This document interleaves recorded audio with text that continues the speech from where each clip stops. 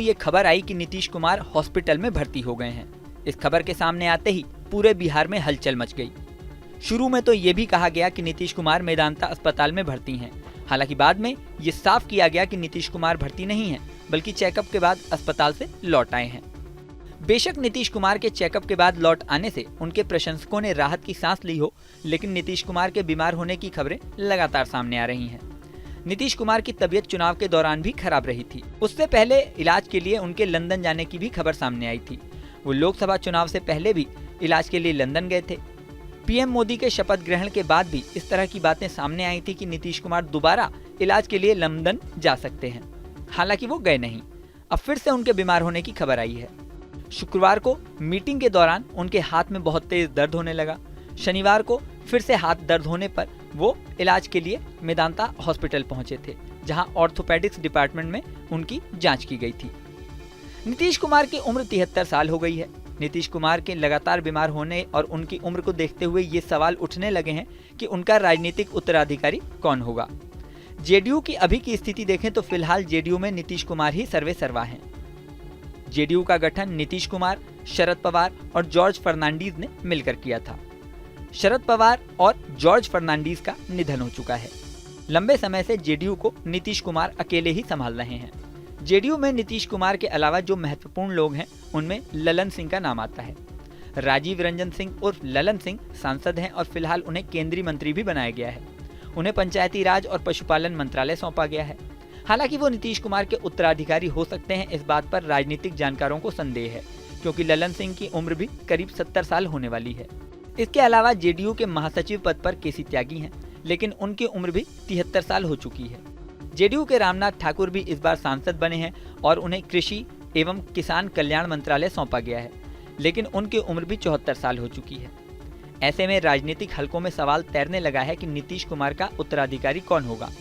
भारतीय राजनीति में कई बड़े बड़े नेताओं के राजनीतिक उत्तराधिकारी उनके बेटे बेटी रहे हैं, लेकिन नीतीश कुमार ने अपने इकलौते बेटे को राजनीति से दूर रखा हुआ है। उनका बेटा विदेश में नौकरी करता है। अब ऐसे में उनके परिवार और पार्टी दोनों में ही कोई ऐसा चेहरा नहीं दिखाई दे रहा जो उनका राजनीतिक उत्तराधिकारी बनने की रेस में हो। लेकिन नीतीश कुमार की लगातार खराब होती तबीयत इस चर्चा को हवा दे रही है। अब नीतीश कुमार का राजनीतिक उत्तराधिकारी कौन होगा, ये तो समय ही बताएगा। इस वीडियो में फिलहाल इतना ही, लेकिन जाने से पहले सबसे जरूरी बात, हमारे चैनल न्यूज नेशन को आपने अगर सब्सक्राइब नहीं किया है तो सब्सक्राइब कर लें। इसी के साथ स्क्रीन पर दिख रहा बेल आई। ये खबर आई कि नीतीश कुमार हॉस्पिटल में भर्ती हो गए हैं।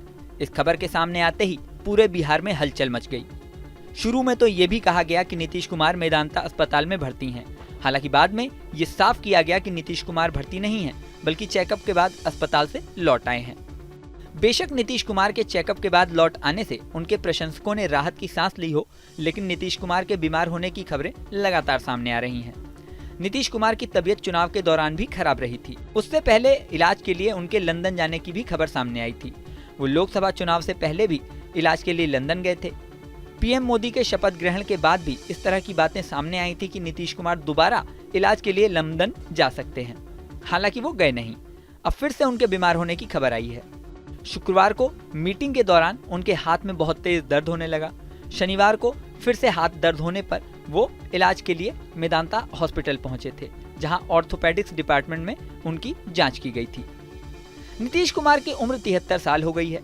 नीतीश कुमार के लगातार बीमार होने और उनकी उम्र को देखते हुए ये सवाल उठने लगे हैं कि उनका राजनीतिक उत्तराधिकारी कौन होगा।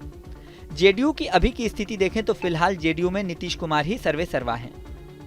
जेडीयू का गठन नीतीश कुमार, शरद पवार और जॉर्ज फर्नांडीज ने मिलकर किया था। शरद पवार और जॉर्ज फर्नांडीज का निधन हो चुका है। लंबे समय से जेडीयू को नीतीश कुमार अकेले ही संभाल रहे हैं। जेडीयू में नीतीश कुमार के अलावा जो महत्वपूर्ण लोग हैं, उनमें ललन सिंह का नाम आता है। राजीव रंजन सिंह उर्फ ललन सिंह सांसद हैं और फिलहाल उन्हें केंद्रीय मंत्री भी बनाया गया है। उन्हें पंचायती राज और पशुपालन मंत्रालय सौंपा गया है।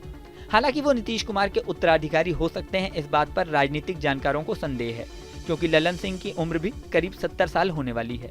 इसके अलावा जेडीयू के महासचिव पद पर केसी त्यागी हैं, लेकिन उनकी उम्र भी 73 साल हो चुकी है। जेडीयू के रामनाथ ठाकुर भी इस बार सांसद बने हैं और उन्हें कृषि एवं किसान कल्याण मंत्रालय सौंपा गया है, लेकिन उनकी उम्र भी 74 साल हो चुकी है। ऐसे में राजनीतिक हलकों में सवाल तैरने लगा है कि नीतीश कुमार का उत्तराधिकारी कौन होगा। भारतीय राजनीति में कई बड़े बड़े नेताओं के राजनीतिक उत्तराधिकारी उनके बेटे बेटी रहे हैं, लेकिन नीतीश कुमार ने अपने इकलौते बेटे को राजनीति से दूर रखा हुआ है। उनका बेटा विदेश में नौकरी करता है।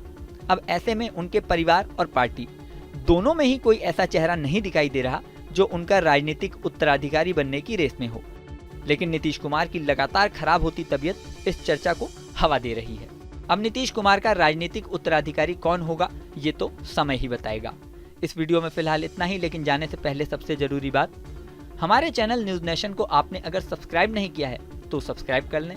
इसी के साथ स्क्रीन पर दिख रहा बेल आइकन